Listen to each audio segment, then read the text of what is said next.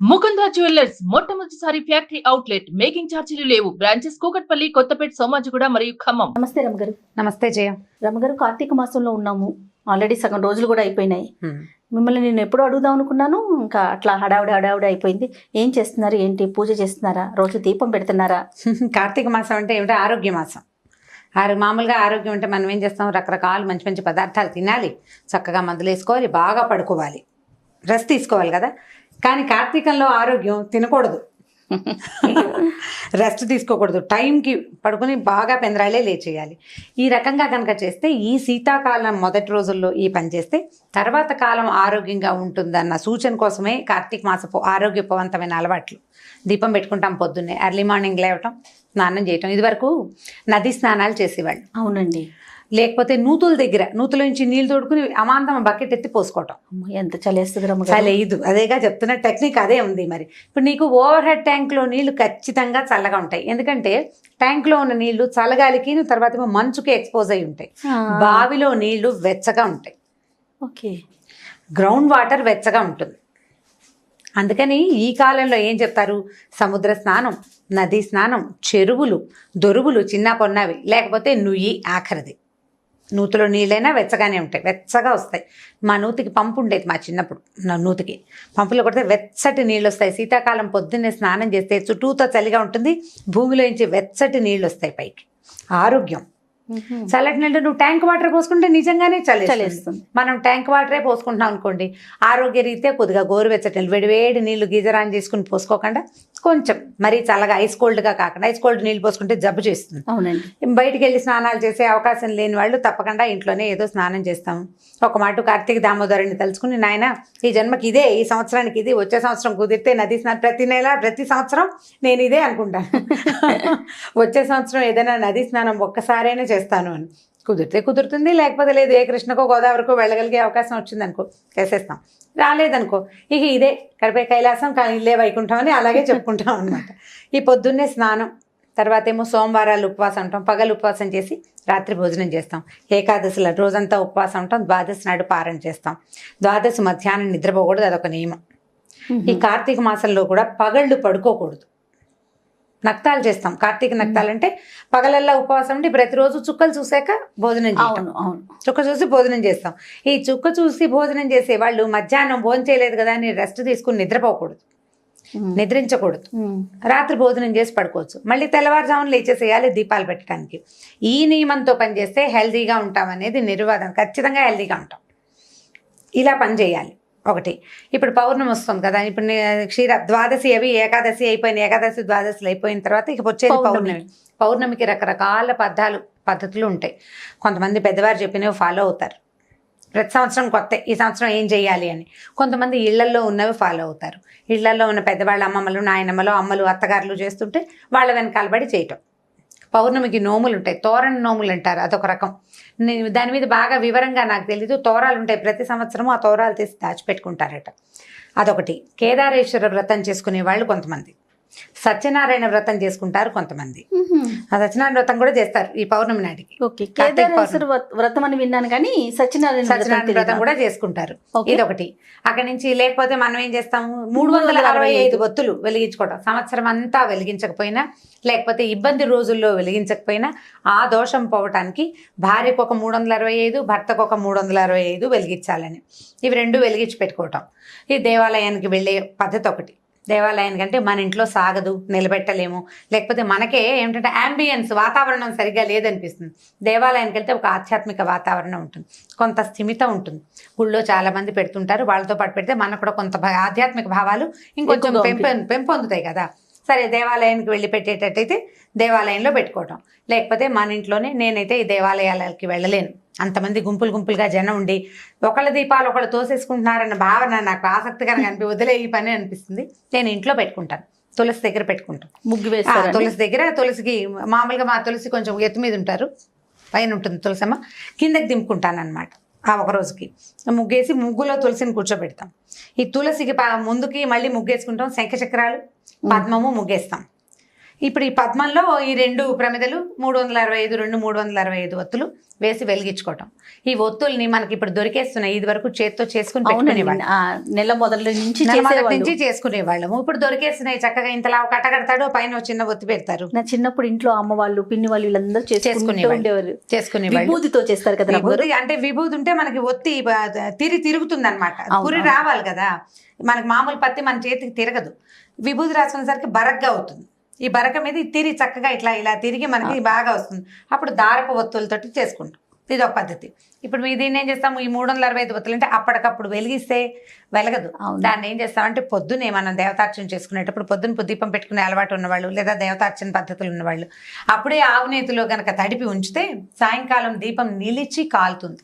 Morning పెట్టేస్తే పొద్దున నానబెట్టుకోవాలన్నమాట. నువ్వు సాధారణంగా ఆవు నూనెతోటే చేస్తాం.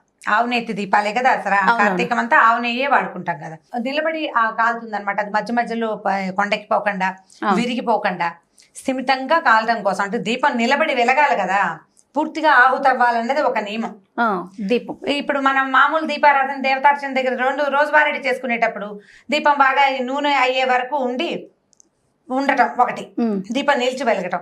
ఒక్కొక్కసారి ఒత్తులు కూడా ఆహుతైపోతాయి. ఒత్తులు ఆహుతైతే చాలా మంచిదని ఒక భావన. ఒక్కొక్కళ్ళు ఆటభేదాలు ఉంటాయి, ఒక్కొళ్ళు ఒక రకంగా చెప్తారు. ఒత్తి మొత్తం ఆహుతైపోతుంది, అది కూడా బాగానే ఉంటుంది. ఈ 365 ఒత్తులు ఆహుతైతే బాగుంటుందని 2-3 పెద్దవాళ్ళ దగ్గర విన్నాను నేను.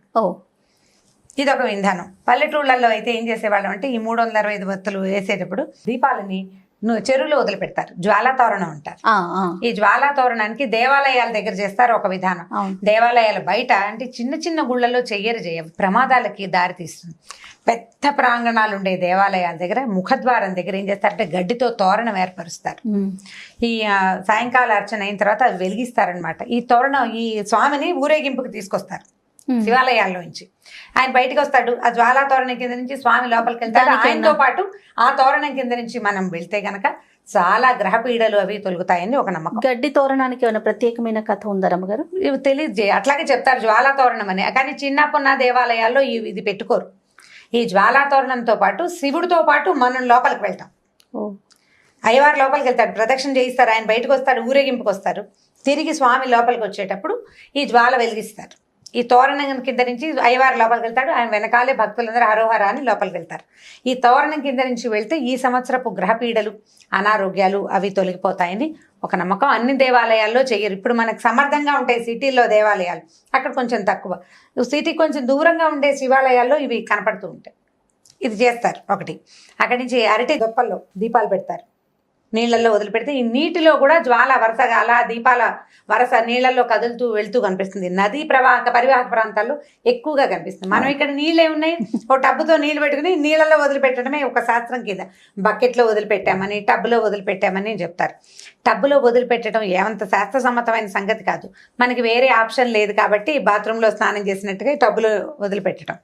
జ్వాలని నది పరివాహక ప్రాంతాల్లో కనుక కాలువలో వదిలేమనుకో, కాలువతో పాటు ఆ జ్వాల ముందుకెళ్తుంది, దీపం ముందుకెళ్తుంది. ఇప్పుడు మనం అరటి దొప్పల్లో ఏం చేస్తారు, చిన్న మూతలతోటి హోల్స్ లాగా చేసి అందులో ఆవునేతి దీపం వెలిగిస్తాం.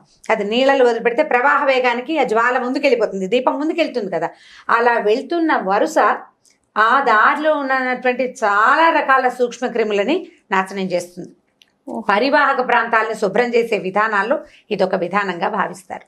పసుపు కుంకుమ పువ్వులు వేసి దీపానికి అర్చన చేస్తారు, ఆ దీపాన్ని వదిలిపెడతారు. అట్లా జాల దీపాలు ముందుకు వెళ్తుంటే ఆధ్యాత్మిక ధోరణి పెంపొందుతుంది, చుట్టుపక్కల వాతావరణం పవిత్రీకరింపబడుతుంది.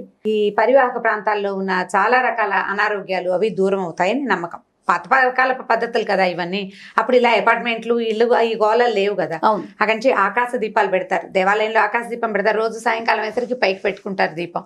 ఇళ్లలో పెట్టలేకపోతాం ఆకాశ దీపం చూడడం.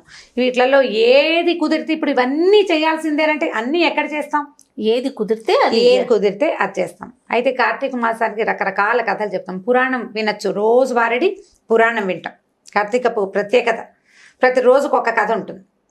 30 రోజులు 30 కథలు వినగలిగితే మంచిది. ఓకే.